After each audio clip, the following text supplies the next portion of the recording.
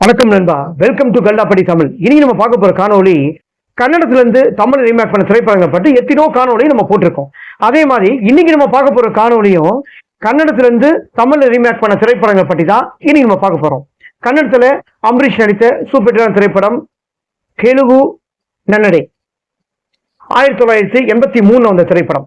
இந்த திரைப்படத்தை பார்த்து அப்படியே ரீமேக் பண்ண திரைப்படம் கேப்டன் விஜயகாந்த் அவர் நடித்த சூப்பர் ஹிட்டான திரைப்படம் வெற்றி.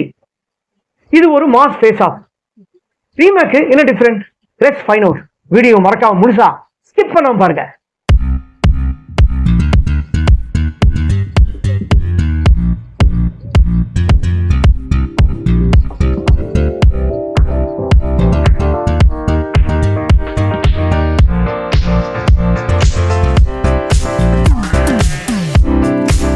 ஆயிரத்தி 1983, அதாவது 1983 வந்த திரைப்படம் இந்த திரைப்படம். இந்த திரைப்படத்துல நடிகர் அம்பரீஷ், டைகர் பிரபாகர், ஜெயமாலா மற்றும் இந்த திரைப்படத்துல எத்தனையோ நடிகர் வந்து இந்த திரைப்படத்தில் நடிச்சிருப்பாங்க. இந்த திரைப்படம் நல்ல ஹிட்டான திரைப்படம் தான். இந்த திரைப்படத்தை பார்த்து அப்படியே வந்து தமிழ்ல வந்து எந்த விதமான மாற்றங்கள் இல்லாம சேம் தமிழ்ல வந்து ரீமேக் பண்ண திரைப்படம் தான் 1984 வந்த திரைப்படம்.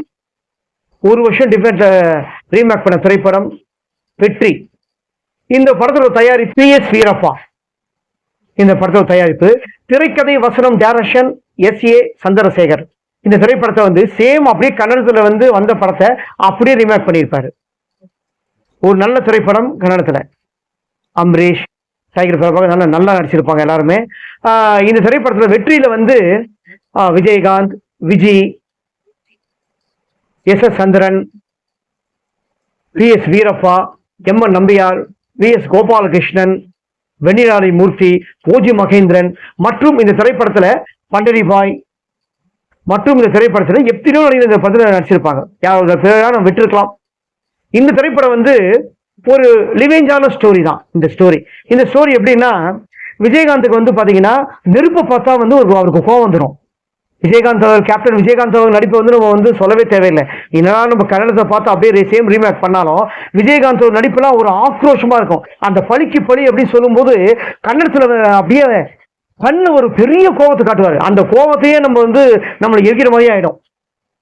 அந்த மாதிரி ஒரு லிவேஞ்ச் சப்ஜெக்ட் தான் இந்த வெற்றி திரைப்படம். இந்த வெற்றி திரைப்படத்துல வந்து அது மட்டும் இல்ல, அவருக்கு ஏதாவது ஒன்று பெட்டு கட்டினா, ஃபென்சிங் யாராவது பெட்டு கட்டினாங்கன்னா அந்த பெட்டு கட்டுறதுல அவர் ஜெயிக்காம வரமாட்டாரு. அது இந்த பெட்டு கட்ட வேணாம் அப்படின்னு சொல்லிட்டு அவங்க அம்மா எவ்வளவு சொல்லுவாங்க, அவர் கேட்க மாட்டாரு. ஏன்னா இந்த பெட்டால தான் அவர் பெரிய விபரீதத்தையே சந்திக்கிறாரு. அது எப்படி ஒரு பெட்டால சந்திக்கிறாருன்னா, ஓஜி மகேந்திரன் அவர் தங்கச்சி இருக்காங்க. அவர் தங்கச்சி வந்து ப்ரொஃபசர் வெண்ணிராலை மூர்த்தி, அவங்களால வந்து பாதிக்கப்பட்டிருப்பாரு. இது ஃபர்ஸ்ட் எடுத்தவங்க காட்டியிருக்க மாட்டாங்க, நான் உங்களுக்கு சொல்றேன்.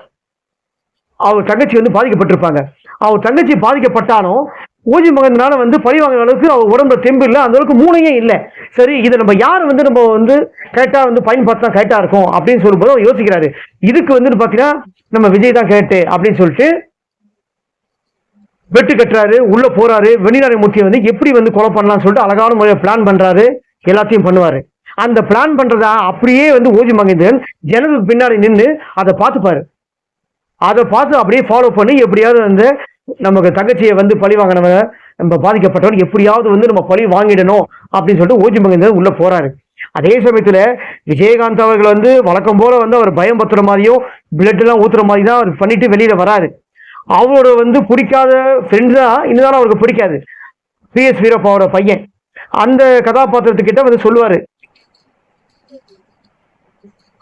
PS வீரப்பாவோட பையன் கிட்ட அவருக்கு இந்த பிடிக்காது, அவர்கிட்ட தான் சொல்லியிருப்பாரு. ஆனா உள்ள என்ன பண்ணுவாரு, ஓஜி மகேந்திரன் வந்து அவர் கொலை பண்ணதுக்கு போவாரு. விஜயகாந்த் பண்ண ஃபாலோ அப்படியே வந்து கொலை பண்ணதுக்கு போவாரு. ஆனா அதுக்கு முன்னாடி அந்த இடத்துல உண்மையிலேயே அவரை கேஷ் பண்ணி போவாங்க. அவரை வேற ஒருத்தர் கொலை பண்ணிடுறாரு. அந்த கொலை பண்ணது யாரு? வெண்ணிராலை மூர்த்தியை வேற யாருக்கும் பிடிக்காது. அப்படின்னு தான் இந்த பழி வந்து 1008 பண்ணாலும் விஜயகாந்த் மேலதான் பழி வருது. இந்த பழி வாங்குற, அதாவது இந்த வந்து பழி வாங்கிடுவாரு. விஜயகாந்த் தூக்கி அரெஸ்ட் பண்ணி உள்ள போட்டுருவாங்க. ஆனா அவரோட காதலியோட அப்பா தான் MN நம்பியார், பெரிய போலீஸ் ஆபீசர். அவர்கிட்ட ஹெல்ப் கேட்கலாம் சொல்லிட்டு போவாரு. ஆனா அவரால் தான் அரெஸ்ட் பண்ணி உள்ள போயிடுறாங்க.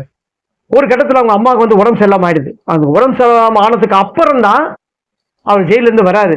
ஜெயிலிருந்து வந்ததுக்கு அப்புறம் ஓஜி மகேந்திரன் வந்து ஜெயிலிருந்து தப்பிச்சு எப்படியா ஓஜி மகேந்திரன் கேட்கிறாரு, நான் வந்து இந்த பிளான் பண்ண கொலை பண்ணதுக்கு போனேன், ஆனா எனக்கு முன்னாடி யாரோ கொலை பண்ணிட்டாங்க, இப்போ 2 பேரும் சேர்ந்து யார் கொலை பண்ணாங்கன்னா கண்டுபிடிக்காத இந்த படத்தோட கதை.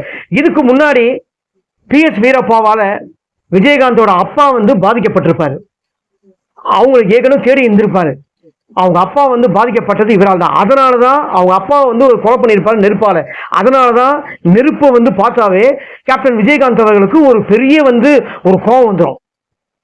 விஜயகாந்த் இது மேற்கொண்டு பழி வாங்கினாரா இல்லையா தான் இந்த படத்தோட மொத்த கதையும். இந்த திரைப்படம் வந்து எப்ப பார்த்தாலும் எந்த காலகட்டத்தில் பார்த்தா இந்த திரைப்படம் தான் யாரும் அந்த அளவுக்கு பார்த்துருக்க மாட்டாங்க.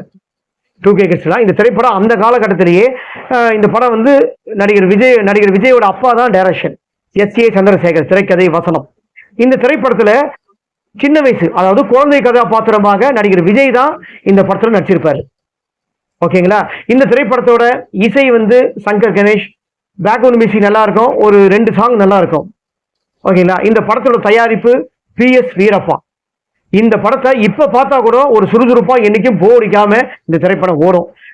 என்னோட தனிப்பட்ட ஒரு கருத்து என்ன, கேப்டன் விஜயகாந்த் அவர் நடித்த திரைப்படம்லாம் எதுவுமே ரீமேக் பண்ணாம தான் இருக்காங்க. யாராவது படமும் வருது, ஆனா கேப்டன் விஜயகாந்த் அவர்கள் படம் வந்து ரீமேக் பண்ணி இது வரைக்கும் வர மாட்டுது.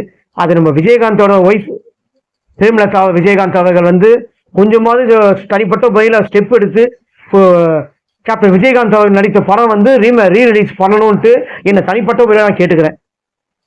ஃப்ரெண்ட்ஸ், இன்னைக்கு நான் கொடுத்த காணொலி கன்னடத்திலிருந்து ரீமேக் பண்ண திரைப்படங்களை பற்றி தான் நான் இன்னைக்கு கொடுத்தேன். இந்த திரைப்படங்களை பற்றினா நான் கொடுத்த கருத்து உங்களுக்கு பிடிச்சிருந்தா மறக்காம கமெண்ட் பாக்ஸ்ல உங்க கருத்தை வந்து பதிவு பண்ணுங்க. கல்லாப்பட்டி தமிழ் யூடியூப் சேனலை மறக்காம சப்ஸ்கிரைப் பண்ணுங்க, லைக் பண்ணுங்க, ஷேர் பண்ணுங்க, கமெண்ட் பண்ணுங்க.